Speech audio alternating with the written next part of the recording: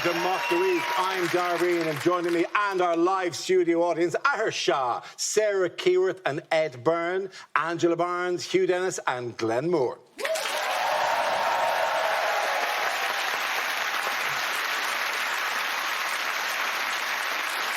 We start tonight with a round called Picture of the Week. I show the panel a topical image and ask them to tell me what's happening. So what's going on here? Oh, it turns out you don't have to wear a helmet if you are one. Is this what a baby born at the beginning of the pandemic looks like now? Was that when he offered to do a demonstration on backpedalling?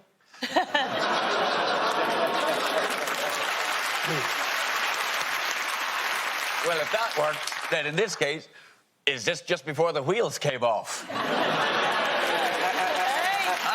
Hey, don't have a go at those wheels, Ed. They were actually customised by his spokesman. OK, that was less a political comment and just a pun. Is he doing a leadership proficiency test? Is this what a gang looks like now my area's got an artisan bakery? It's just as I feared. The country is being led by a psychopath. Oh, they're loving the puns tonight. Don't encourage this. Is it a last-ditch attempt by Tory staffers to reduce his sperm count?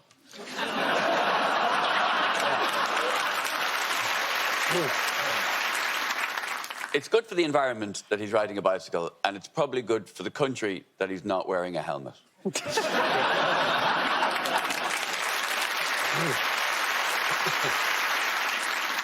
It looks like he's thinking, oh, I've never ridden anything without a pulse. OK,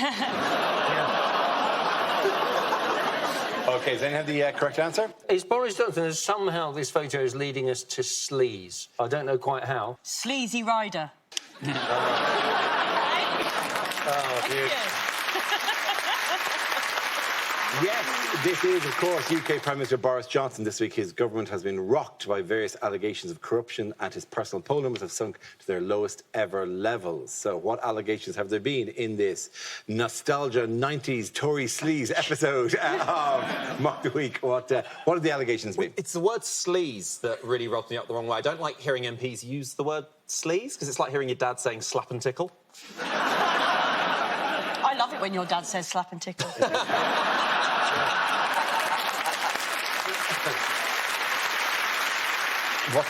So what happened in the last week? They're worried that it looks like they changed the rules so that Owen Parsons could avoid facing justice over alleged corruption, when in fact they changed the rules so that none of them would have to pay.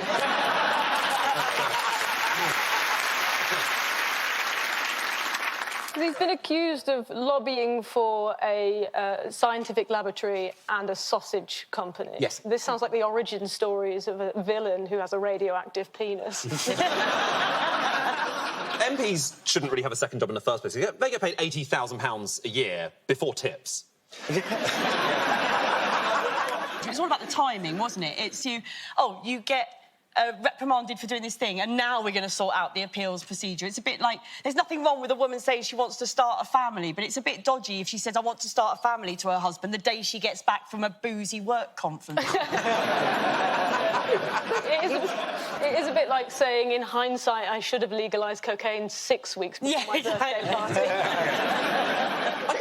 I was stunned that he was getting 100 grand, right? Yeah. That's the thing. And I just assumed it would cost more to buy a white man. Because the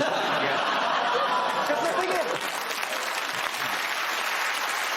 if it's 100 grand, like, I'm not saying it'd be easy, but I want one. Yeah. I could say that, and he's a strong quality, he's a Shropshire white. That's a high level. Oh, I can't wait to follow your Twitter when this goes out. Oh, I'm going to have an eye on that.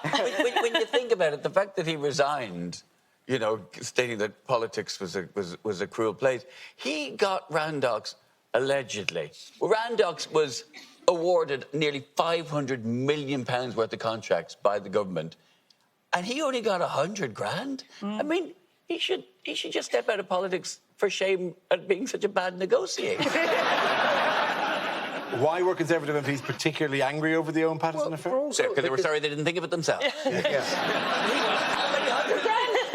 Because they were forced to vote the amendment through, which they didn't like. Then they were angry because Boris U-turned.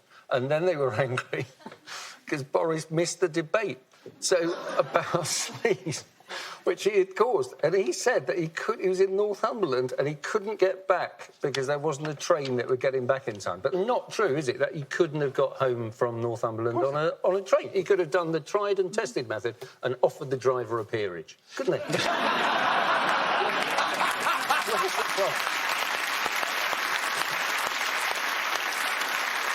Right, brings it. What might a £3 million donation to the Conservative Party allegedly buy you these days? Being a lord is cushy. Like, you just turn up, get paid 305 quid a day for falling asleep. It's basically the opposite of the opera. There are cheaper seats that are more fun. If you, for like, I think about for £900 a year, you can get like a Merlin fast pass to all the park. And you can wear whatever you want. Like, you don't have to, but you can go in the robe. And you go, hello, I am Lord Nemesis of Oblivion. There's so much better stuff you could do with £3 million. You could buy every single seat at a concert, and as soon as Elton John walks out, you go, it's just you and me, Elton. September 15th, 2008, you cut in front of a queue at me at Pret. It's my latte, Elton. Surely you just listen halfway through the first song and then get up, stub out your fag, and then just walk slowly across the chairs and then not come back. And he's going to... Is he coming back? Yeah. Sorry, it's really homophobic to leave an Elton concert by stubbing out a fag.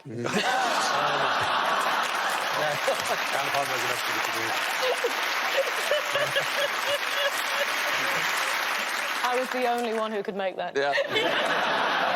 My thing is, and this might be just because I'm not from here, but I don't do the Lord. I cannot take that seriously at all. And like anytime I've met anyone who goes, well, my name is blah, blah, blah, blah, blah, I just see the little cartoon man from Frozen going, this is no way to speak to the Lord of Carpathia. How many people have come up to you and said, my name is... Either Lord or Sir, like it's just kind of blurred. You actually work as a confidant at an Elizabethan ball, don't you? I am, yeah. The Duke of Gloucester. They come to you, please announce me, I am Sir Reginald Defoe, and I go, I hope that you appreciate the fact that when I've been on this show, I've never asked you to address me as the Maharaja of Wembley. Very kind of you. Why is it not all doom and gloom for Boris Johnson? Oh, God. Someone made a mural out of hair Yes. of Boris Johnson, and it's what I see when I have sleep paralysis. Yes, a hairdresser made a hair mural of him. It measures 5 feet by 3 feet. I'm engaged upon the majesty of this. This is a... That's not Boris Johnson, that's Josh Widdicombe at the end of a gruelling tour. This is the saddest answer to the question, so how did you cope with lockdown? You could not make something more disturbing from the offcuts from your job if you were a professional circumciser. I think it's quite... I mean, did you ever, when you were a kid, did you ever used to go down to the hairdressers and just ask for a bag of scraps? OK, meanwhile, what's going on here? Have you ever tried to get out of a conversation with someone so boring that you try to read a potato? I think...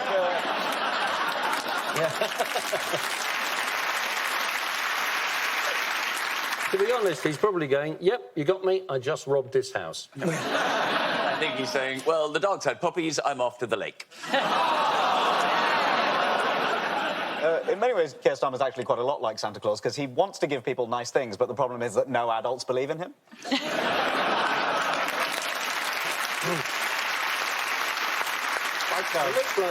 looks like the whoever's wearing the yellow jacket is going, come on, Keir, time to put your collar on. It looks like he's showing off how Labour data is stored. Have you seen Shawshank Redemption? Yes. Is it any good? Yeah.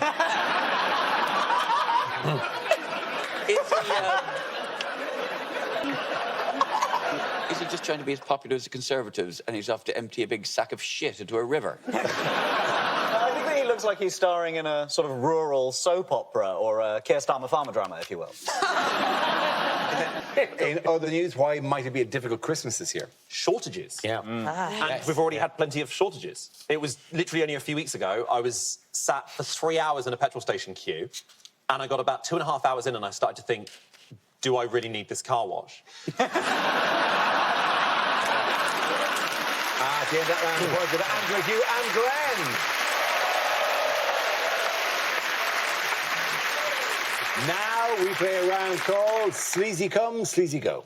This game involves Sarah and Glenn, so if you could make your way to the performance area, please. This round is a stand-up challenge. I launch the wheel of news, and wherever it chooses to stop, one of our performers must step forward and talk about that subject. OK, here we go. Our first topic, please. The first subject is parents. Who wants to come in on that? Sarah. Hello. How you doing? You all right? My mum and dad have been married for 40 years, which is insane, isn't it? It's incredible. I've been watching them, trying to work out how you do it for that long. I think it's amazing to be in a relationship for that amount of time. I think I've worked it out. Looking at them, I think what has to happen to want to be in a relationship for that long in order to make it work is one of you, the weaker one, gives up. That's the answer, isn't it? You just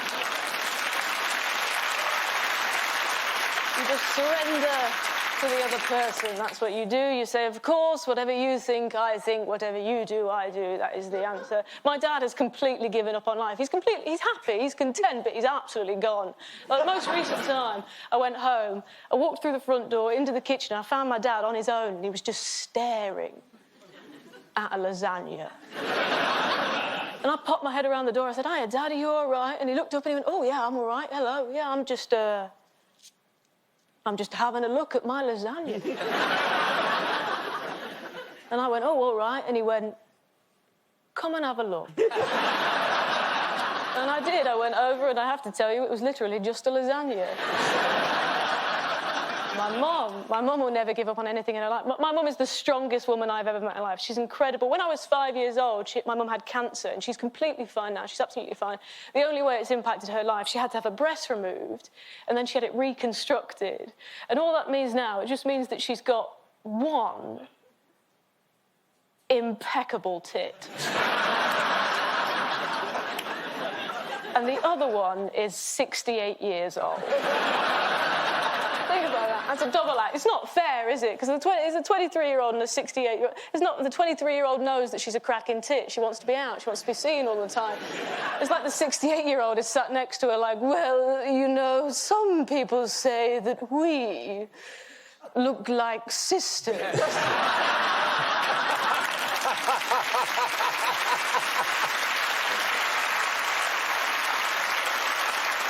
Thank you. Some of you might be worried about my mother there. She has actually she's seen me say that. She came to watch me do a performance. Then afterwards, I introduced her to somebody that she'd never met before, and the first thing she said was, go on then, guess which one's which. She's absolutely fine. Thank you.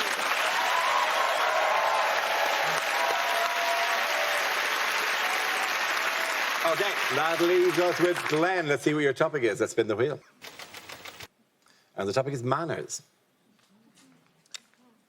I think a lot of people assume, because of my voice, that I'm going to have good manners. I think if you're trying to place my accent, I was born in Cath Kidston. No, I try and, pretend I sort of have good manners. I try and pretend I'm sort of sophisticated. I'm the sort of person, like, I'll wear a Che Guevara T-shirt, but, I couldn't name any of his songs. It's, No, I'm not intelligent enough. I don't know anything. I realised just during lockdown, I realised I don't know the phonetic alphabet. You might not think that matters, but I had to spell out my postcode to the bank, and my postcode ends in JP, and the guy over the phone was like, sorry, is that AB? And I was like, no, it's JP, and he was like, AB, and I was like, no, it's JP for Joaquin Phoenix. I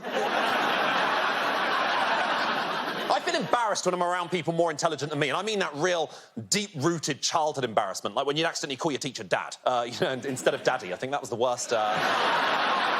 Actually, I went out with a girl way more intelligent than me who was actually a teacher, and I love dating a teacher. I don't want to get sordid, but when I went out with a teacher, we had sex every single day. And then we broke up, and then I dated a supply teacher, and we never had sex. She'd just wheel out a big telly, and we just watched porn. But she was horrible to me all the time. She'd criticise me. She wasn't polite at all. She'd always be like, Glenn, you're an idiot. Why haven't you tidied the flat? Glenn, you're an idiot. Why do you use all 10 fingers when you do air quotes? Yeah, whatever, Becky. I don't know. She's horrible to me. She told me I've got a stupid name. I was like, my name's only Glenn Moore. What's wrong with that? And she was like, Glenn Moore, your name's basically just Field. How hard is it to just be polite to people? You know, I don't understand how people are out there being rude to people all the time, just leaving a trail of emotional destruction in their wake, like Thelma and Louise in that movie I can never remember the name of. I just don't understand. It's social etiquette. I love social etiquette. Start from the outside cutlery, work your way into the McFlurry spoon. I love everything about social etiquette.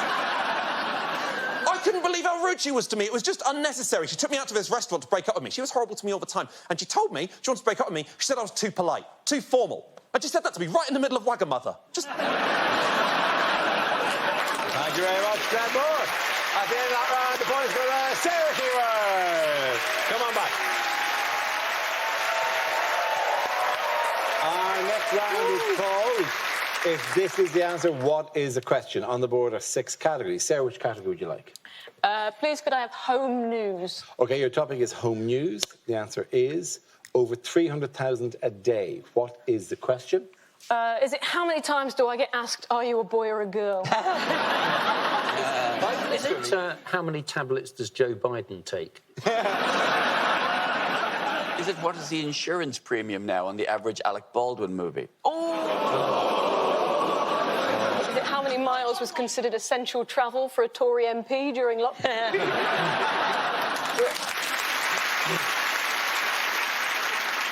Is it how many free takeaways you can get if you just stand at the front of a restaurant with a motorcycle helmet on? Is it what would my calorie intake have to be for me to even consider getting a Peloton? Is it how many times does Rachel Riley change the countdown letters to spell arsehole when Anne Robinson isn't looking? Is it how many hairs do I need to pluck from my shoulders since I turned 30? You wait, mate. There's a lot more coming your way. That's not a beard. No. I've just combed this forward. Is it how often do I need to clarify to people that when I say Mackie D's, I'm actually referring to Francis McDormand?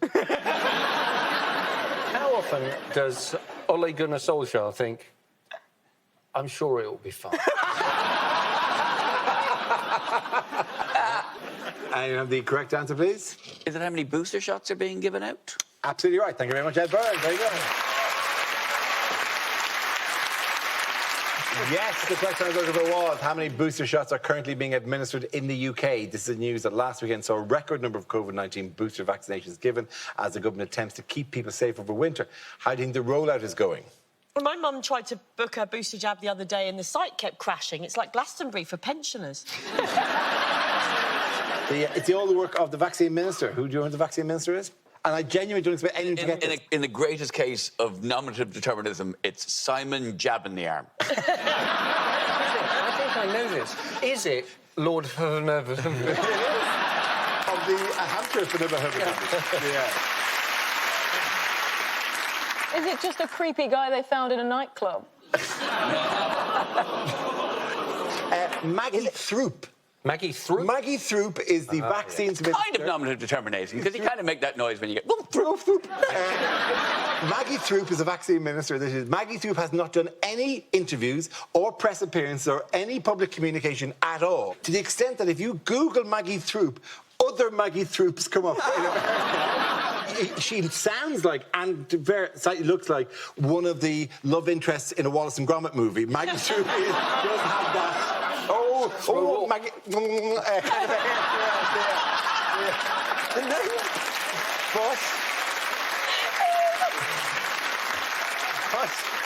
But she has literally, she's been the vaccines minister during a pandemic and has done no public. When I went to get my jab, I got in the wrong queue by accident. And long story short, I'm a methadone addict now. Meanwhile, why have some NASA astronauts had trouble this week? Oh, I don't know, Dara. Why don't you tell us, Mr. Space? It's because the SpaceX has become like a long-distance train, and the lavatory is broken. Essentially, yeah. Isn't it? SpaceX, Musk's company, is now shuttling NASA astronauts up to the space station, and the toilets stopped working, and they had to make the return journey. Very successful. They got down on Tuesday, but wearing nappies. I tell you what, Dara, I used to work in a nursing home, let me tell you, many of us are going to return to the earth in a nappy.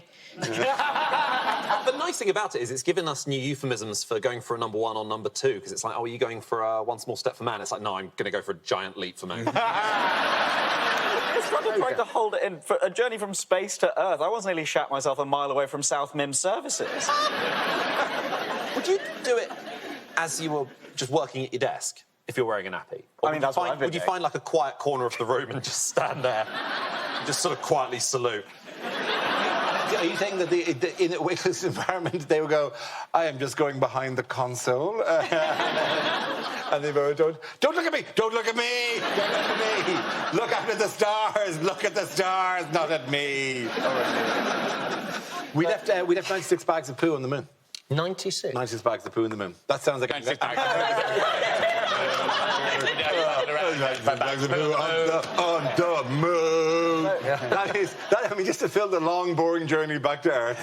Sorry. 95 bags of poo on the moon. Drop it, Buzz. Drop it. We are not doing another 94 bags of poo.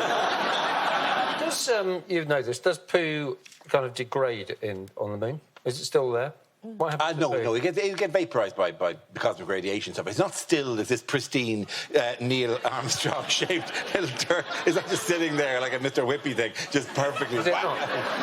And what kind of bag did they put them in?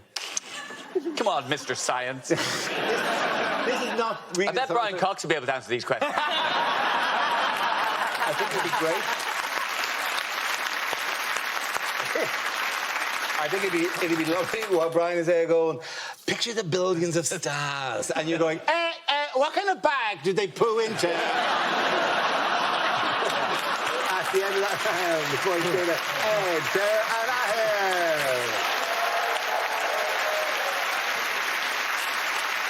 Now we come to scenes we'd like to see. So if everyone can make their way over to the performance area, I'll read out this week's topics and we'll see what our panellists can come up with.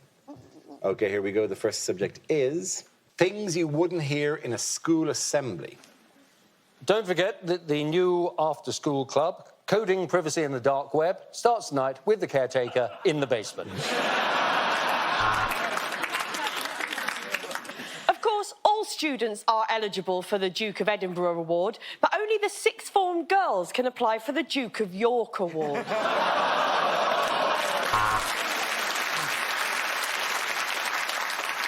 As champions of diversity, we are thrilled to announce the appointment of our first ever straight PE teacher. And finally, pupils, I'd like to introduce Miss Granger, who's going to be our new French teacher. And may I say, Miss Granger, on behalf of the entire school, ooh la la. After the unfortunate death of Mr. Thomas, his woodwork class now have the sad task of building...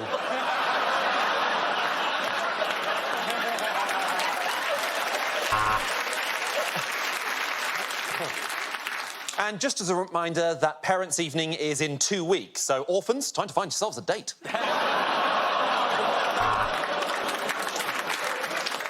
Let us pray. Hands together, eyes closed. Are all your eyes closed?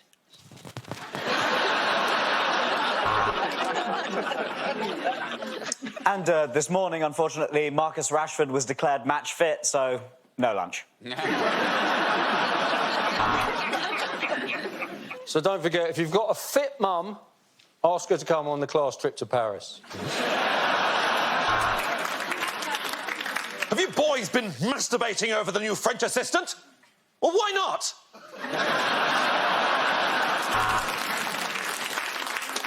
Well, that's enough from me. I'd now like to hand over to the chair of the school governors, Lord Fnufnavoy.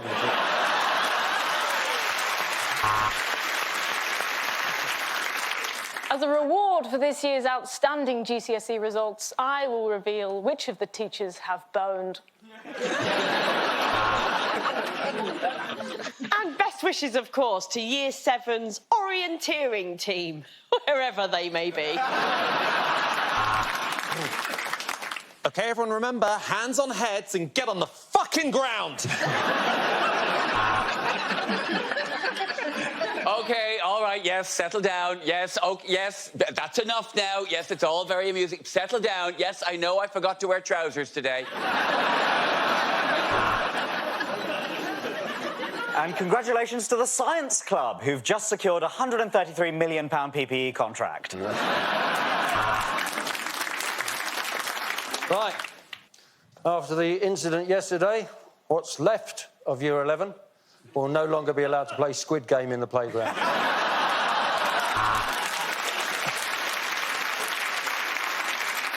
I never thought I'd see the day where my little pupils got this big, but I have taken a lot of ecstasy. Right, a word about bullying. I think we should bring it back. Let's start with Jenkins. He absolutely reeks the piss. The next topic is unlikely lines from a superhero movie. I am Thor, especially around the penis and balls area.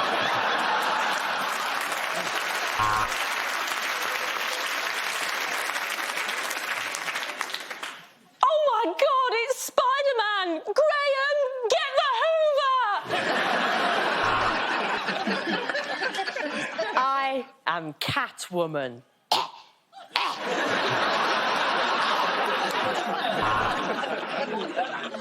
The Avengers must not make mistakes. I want to know which one of you is responsible. Was it you, clusterfuck?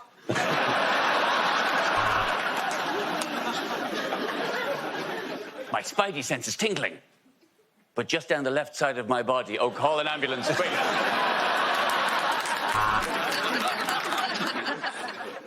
Superman, you're American, aren't you?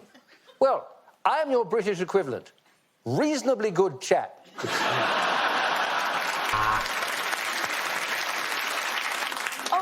No, I'm sorry. It's just that when you asked if I wanted to join Suicide Squad, I didn't realise you meant Al Qaeda. Excuse me, Commissioner Gordon. I have to go and let Catwoman out before she shits on the carpet. Why's the Hulk sent me a picture of a courgette? Oh, you dirty bastard!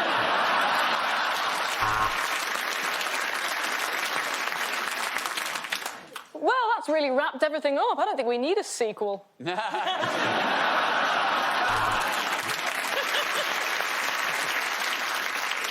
I am Magneto, and even though we're from a different franchise, I'm strangely drawn to Iron Man.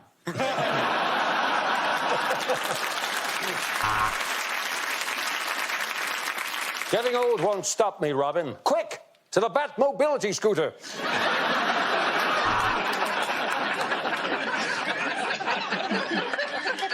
Batman named himself after the thing that he feared most, and so did I.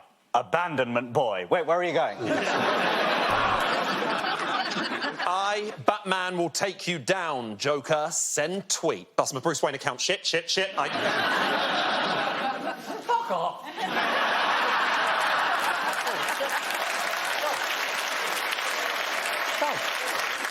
You saw me that back when he did it, and then you said that all okay, and then you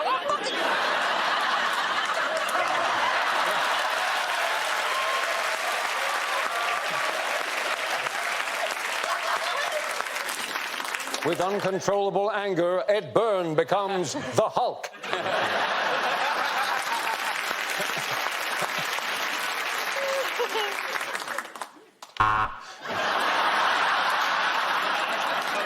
Oh, it's like the old days, isn't it?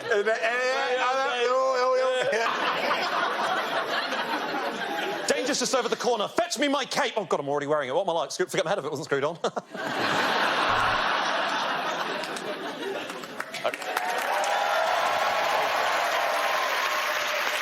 Better be good. Oh, pressure. Remember, Aquaman, you must live by this code. No running, no diving, no ducking.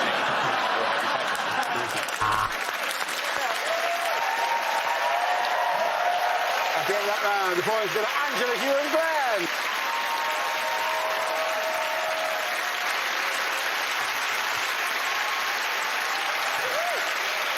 That's the end of the show. This week's winners are Ahar Shah, Sarah Keyworth and Ed Byrne. That'll be us, guys. Commiserations to Angela Byrne, Hugh Dennis and Glenn Moore. Thanks for watching. I'm Dara Briain. Good night. Conflicting values and culture, wars explored. How far is too far? Listen to new podcast John Ronson, Things Fell Apart on BBC Sounds. And Heckle the Night Away, stand up at its finest. Watch live at the Apollo now on iPlayer.